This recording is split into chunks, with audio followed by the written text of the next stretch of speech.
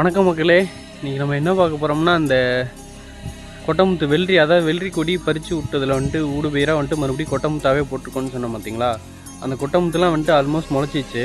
நம்ம என்ன தான் ஆராய்ச்சி நிலையத்திலேயே விதைகள் வாங்கி நம்ம நடவு செஞ்சாலும் 2 விதைகள் போடுறது பெட்ரு. ஏன் அப்படின்னு கேட்டிங்கன்னா, ஒரு விதைகள் முளைக்கும், ஒரு விதைகள் முளைக்காமல் போகலாம். ஒரு சில இடத்துல 2 விதைகளுமே முளைக்கும். அப்படிங்கிறப்ப நம்ம என்ன பண்ணுவோம்னா, 2 விதைகள் முளைச்சி இப்போ இது ஒரு கிட்டத்தட்ட ஒரு 20 நாளைக்கு மேலே ஆகுது, 20-25 நாளைக்கு மேலே ஆகுது. இதில் வந்து பார்த்திங்க அப்படின்னா, ஒரு விதைகளை விட்டுட்டு, அதாவது ஒரு செடியை விட்டுட்டு, நல்லா இருக்க ஒரு செடியை விட்டுட்டு அடுத்து ஒரு செடியை வந்து நம்ம களைச்சி விட்டுறலாம். ஏன் அப்படின்னு பார்த்தீங்கன்னா, 2 செடிகள் ஒரே குழியில் நம்ம ஊன்றோம் அப்படின்னு பார்த்தீங்கன்னா, செடிகள் நல்லா வளர்ந்து வரும். ஆனால் அந்தளவுக்கு குலைகளும் பிடிக்காது. செடிகள் மட்டும்தான் நல்லா உசந்து உயர வளர்ந்து போய்கிட்டே இருக்கும். ஒரு செடி விட்றோம் அப்படின்றப்ப நமக்கு பெட்ரு, ஈல்டும் நல்லா வரும். ஏன் அப்படின்னா, இப்போ வருஷம் கொண்டு போகிறோம் பார்த்தீங்களா, அப்படின்றப்ப நமக்கு ஈல்டு வேணும். அப்படின்றப்ப ஒரு செடி இருந்துச்சு அப்படின்னாலே ஒரு குழிக்கு ஒரு செடி போதும். இப்போ தான் இந்த செடிகளை வந்துட்டு கலைக்க போகிறோம்.